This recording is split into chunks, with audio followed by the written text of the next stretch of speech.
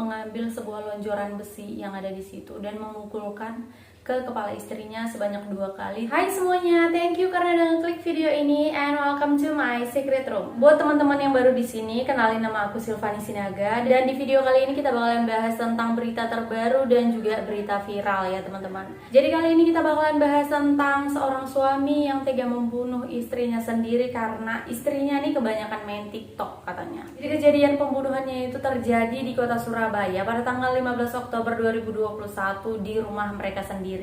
Sebelumnya aku kasih tahu dulu ya teman-teman bahwa pelakunya ini berinisial IA, berusia 48 tahun dan istrinya yang menjadi korban 46 tahun yang bernama Ibu Jasmine. Nah pada saat kejadian tersebut ibunya ini sempat menelpon anaknya dan bilang bahwa dia nggak sanggup lagi dipukulin sama ayah tiri anaknya tersebut. Jadi pelaku ini adalah suami kedua dari si korban. Nah menanggapi telepon dari ibunya tersebut, anaknya ini langsung pulang dong. Dan setibanya di rumah ternyata pintu rumah ini dikunci itu dari luar. Ternyata si bapak tirinya ini udah kabur dan ngunci rumah itu dari luar. Nah dia langsung buka tuh pintu rumah dan menemukan ibunya udah tergeletak bersimbah darah di ruang tengah dalam keadaan kritis. Sebenarnya Septian ini udah sempat membawa ibunya keluar dari rumah tersebut untuk memberikan pertolongan ya teman-teman. Tapi memang karena udah ajal mungkin ya teman-teman. Akhirnya si ibu ini pun meninggal di pelukan anaknya karena kehabisan darah. Menurut keterangan kepolisian bahwa ibu ini meninggal dengan luka yang parah di bagian kepala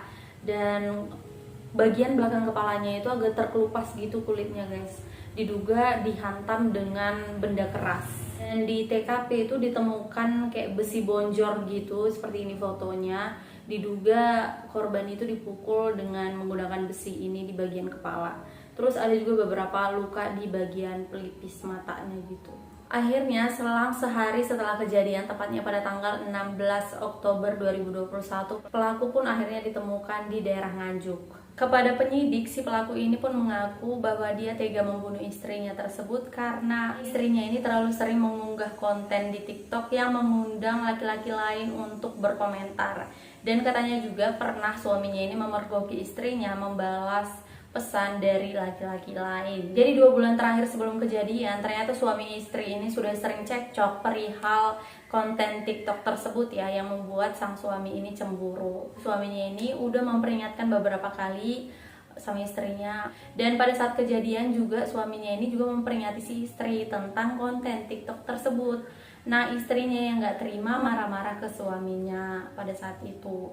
Menurut pengakuan si pelaku ya, mereka berdua sama-sama emosi dan suaminya ini pun langsung mengambil sebuah lonjoran besi yang ada di situ dan memukulkan ke kepala istrinya sebanyak 2 kali dengan tenaga yang kuat.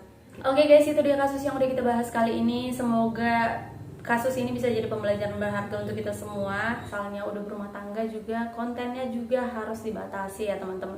Goyangnya juga nggak usah terlalu goyang. Kalau mau goyang ya joget-joget sama suami aja nggak apa-apa ya kan. Karena terkadang di TikTok tuh banyak juga yang udah berumah tangga tapi sengaja nggak menunjukkan bahwa dia udah menikah. Jadi laki-laki lain tuh berusaha mendekati padahal si perempuan ini sudah berumah tangga. Nah ini untuk koreksi sih ya, untuk kedua belah pihak.